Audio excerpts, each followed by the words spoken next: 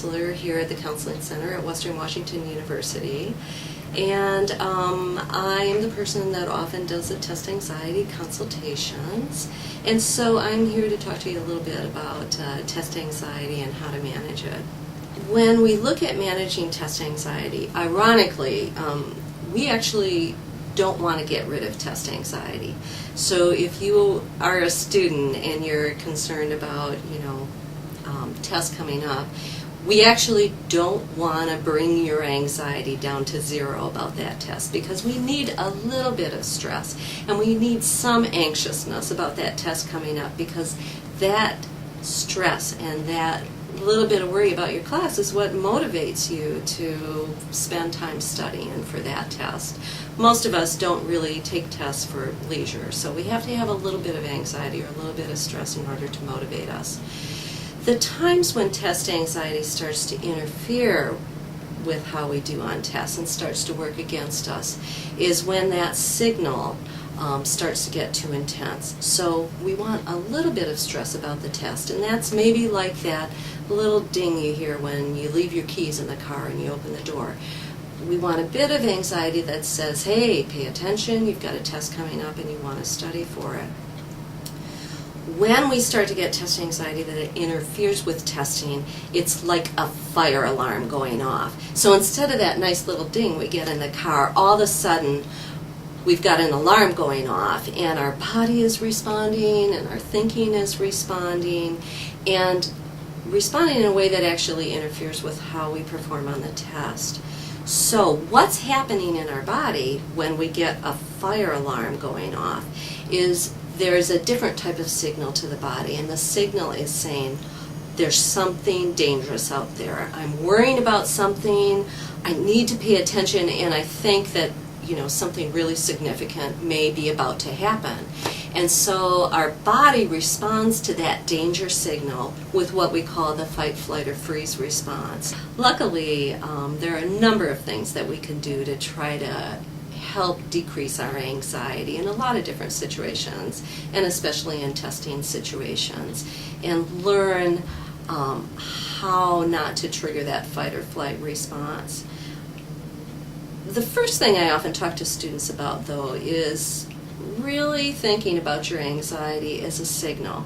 And if we think about anxiety that you experience in a situation as a signal in your life, we might first want to think about, is there a reason to attend to this signal? Is there something going on that maybe I need to fix? And often for students that experience test anxiety, what they need to fix is the way that they're preparing for their tests, and that can include both study strategies, and that could also include strategies that we use when we're taking tests, where we want to put our focus, how we memorize information and organize information in our brain so that when we sit down to take a test, we're going to be able to retrieve that information easily. So that's really the first place we go with test anxiety, is take a little self-analysis of how you're preparing for your tests, how much time you're spending, how you're getting that information into your brain, and how do you retrieve that information when you go in to take a test, and really perfecting those academic skills. A lot of us go into a testing situation and we end up finding ourselves watching a clock, or we're tuning into other students and noticing other students who leave early or who seem to be writing more quickly when we are. One of the things that we want to do when you go in to take a test is to allow your attention just to focus on the task at hand. So we want to be able to really focus in on the questions. You're going to do the test in your own time. It doesn't matter what other people are doing. You may even need to sit in a way so that the clock isn't as prominent as it normally is if you really are a person that is looking at the clock a lot too. So we want to have you focus on the test. Ironically, you want to focus a little bit less on how am I doing and more on what's wanted here with this question. What is the professor trying to get at? The other type of strategy that can be really helpful when you're taking a test too is what we call our cognitive strategies. What kind of thoughts are going through your head when you're taking a test, and how you're interpreting that testing situation. As I said, one of the things that triggers the fight or flight response is something that signals to us that there's a danger happening. And a danger signal can be, oh, there's a sudden movement over there to the side. What does that mean? Am I in danger? Another danger trigger, though, can be a thought such as, I don't know the answer to question number 23. I'm not doing well on this test. Oh no, I'm gonna flunk this test. Oh no, maybe I'm gonna flunk this class. If I flunk this class, I'm not going to be able to get into my major. If I can't get into my major, I'm not going to graduate from school. I'm not going to be able to get into my career area, and I'm never going to complete college. I'm going to have to, work doing menial labor for the rest of my life, and nobody's ever going to want to marry me because, I'm going to be such a loser. That's a danger signal too. We've gone from question number 31 on the test that you're not sure about the answer to this big catastrophic situation where all of a sudden your life is ruined. And one of the things that we want to do when we're taking a test is not allow our brains to go there. Don't allow yourself to move beyond the situation right then and start to think about all the awful things that are going to happen to you if you don't do well on the test. Again, we just want to focus on the immediate situation. And so instead of having those panicky thoughts like, I'm going to flunk, I'm not going to do well, what is the teacher going to think, what's my dad going to say, we want to kind of use a mental eraser and say, nope, I don't allow myself to have those thoughts while I'm taking the test. I want to keep myself focused on the test right now. Take it one question at a time. Studying is done. I've done the best I can. All I need to do right now is take the test. And any of those little calming thoughts that are going to help you just focus right in there and not trigger the fight or flight response by thinking of all the catastrophic things that are going to happen.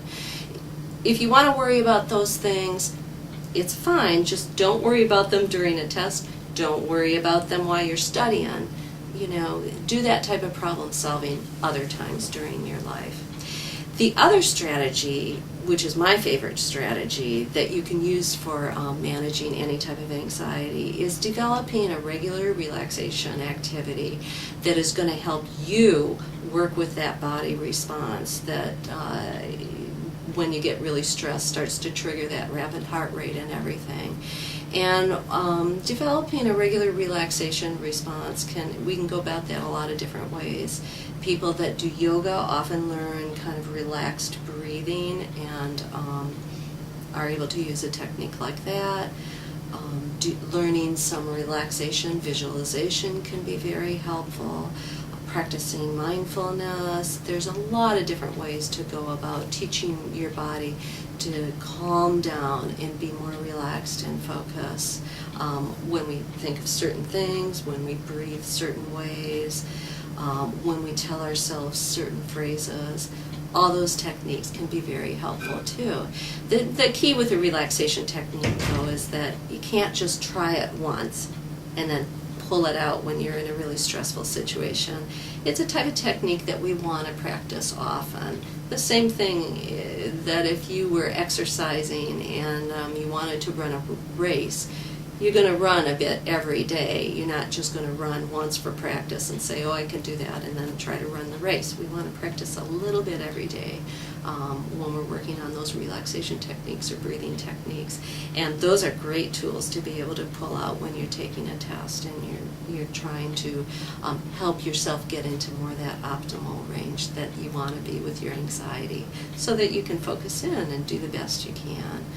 If you're wanting more information about this, as I said, one of the places that you can get more information about how to take tests, time management, effective study strategies, can be down in academic advising in the Tutorial Skills Center. They're a wonderful resource while you're here at Western. You can also come into the counseling center and talk one-on-one to a counselor if you want some ideas about how to manage anxiety. If you're interested in developing relaxation skills, there's a lot of different resources for that. Here at the counseling center, we even have a weekly relaxation group that you can come in and try out some of these relaxation techniques to see if you can find one that works for you.